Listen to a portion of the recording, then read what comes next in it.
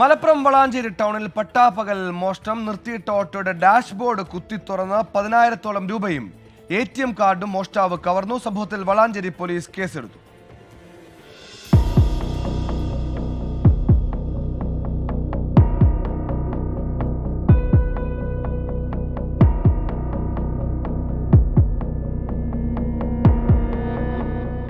Valanchery bus സ്റ്റാൻഡിനോട് ചേർന്നുള്ള parking ഗ്രൗണ്ടിൽ നിർത്തിയിട്ടതായിരുന്നു autorickshaw. Kaliyala സ്വദേശി അയ്യപ്പത്തേതിൽ കബീറിന്റെ ഓട്ടോയിലാണ് കവർച്ച നടന്നത്.